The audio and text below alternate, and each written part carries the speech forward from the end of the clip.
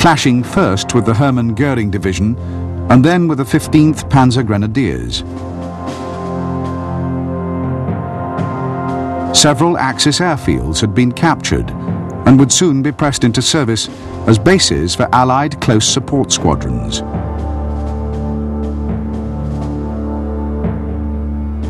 West of Catania, the Germans had established strong defensive positions on either side of Mount Etna. These were held by an improvised battle group, supported by elements of the 1st Parachute Division, which had begun arriving on the 13th.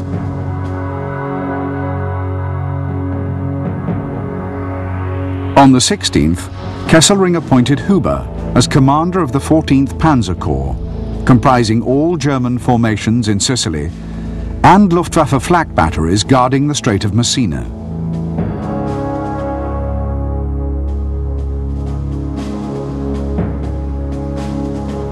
On the same day, he ordered Huber to begin a withdrawal to eastern Sicily and establish a defensive line anchored on the Etna Massif and running from Catania through Troina to San Fratello. On the 18th, these forces were further strengthened by the arrival of the 29th Panzer Grenadiers from Italy. West of Troina, the Axis front line was now held only by weak infantry formations of the Italian 6th Army, and on July the 19th, the Americans launched a major offensive towards the north coast and the town of Palermo. Within 4 days, all resistance had collapsed, and the whole of western Sicily had fallen into Allied hands.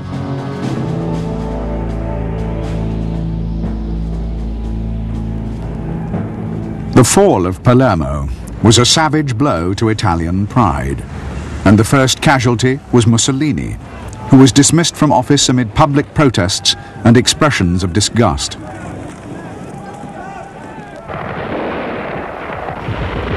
In Sicily, however, the Allies were making only slow progress. The Etna Massif and the rugged country around Troina provided the Germans with ideal defensive terrain, effectively cancelling out the Allies' huge numerical and material superiority.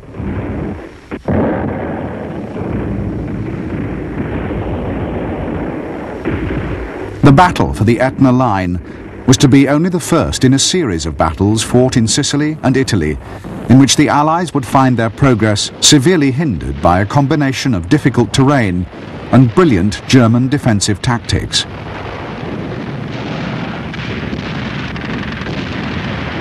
The Etna line held throughout the first week of August, and when it was eventually breached, the advancing Allies found that the German defenders had merely withdrawn to new positions further east.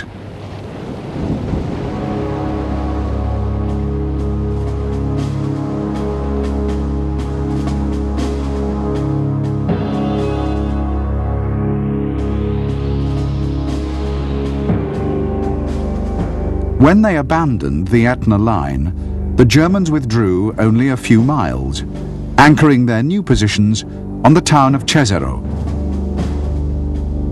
Simultaneously, they began withdrawing their heavy equipment across the Strait of Messina to the Italian mainland. On August the 10th, the headquarters of the Italian 6th Army was relocated to Reggio, leaving the defense of northeast Sicily to Huber's 14th Panzer Corps. Over the course of the following week, the Germans withdrew steadily and systematically, successfully evacuating more than 40,000 of their own troops, along with 60,000 Italians, from Sicily to Italy.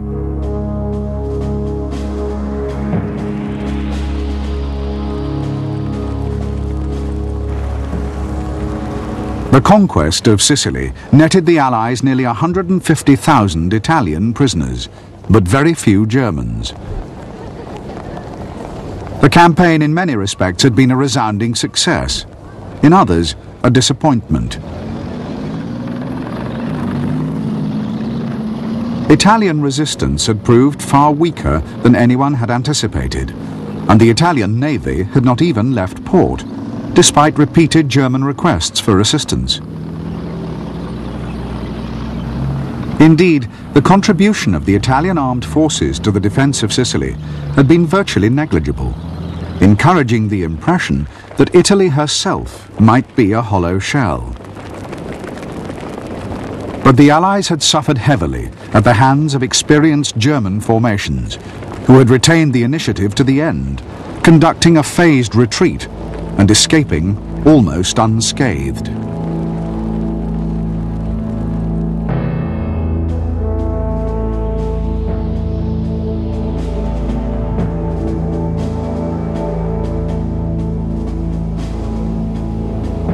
In the last phase of the Sicilian campaign, the Allies had agreed to follow up the capture of the island with landings on the Italian mainland. The first of these was to be mounted by elements of General Montgomery's 8th Army across the narrow Strait of Messina. The landings on September the 3rd were uncontested. The Germans had prudently withdrawn the previous night, and the Italian coastal garrisons surrendered without firing a shot. As the British 8th Army advanced northwards along the toe of Italy, the American 5th Army, newly activated under General Mark Clark, was sailing for the Gulf of Salerno, 200 miles further up the coast.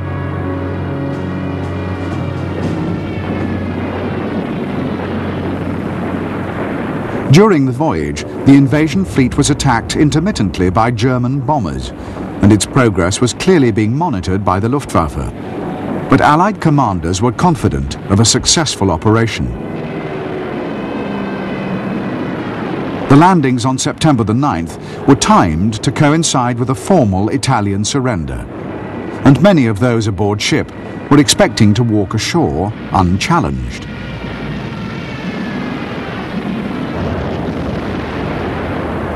Their confidence was soon to be rudely shaken. When the first assault craft hit the beaches, the invaders suddenly found themselves under heavy fire. In the preceding weeks, Field Marshal Kesselring had deployed elements of 8 German divisions in southern Italy and had moved quickly, seizing control of the country and disarming the Italian army.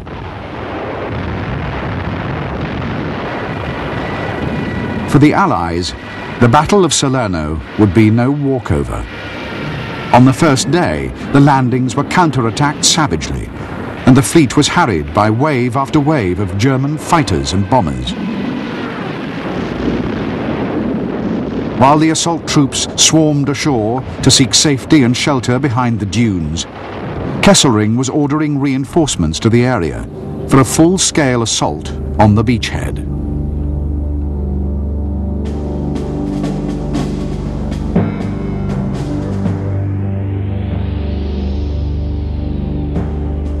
On September the 8th, 1943, the German 10th Army in southern Italy consisted of 8 divisions.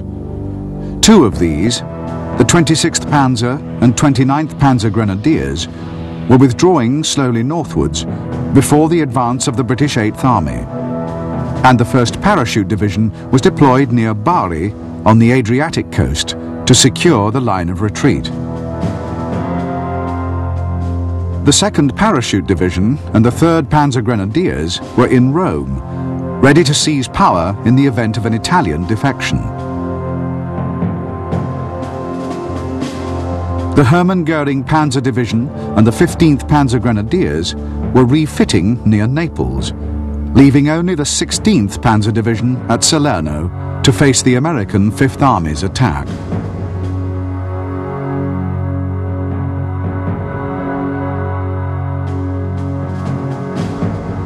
For the assault phase of the landings, 5th Army had 3 divisions, with a 4th in floating reserve.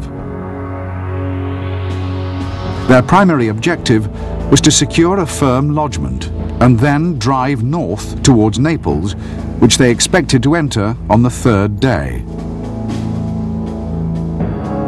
16th Panzer, however, was deployed on high ground, dominating the beachhead area and the main roads leading north.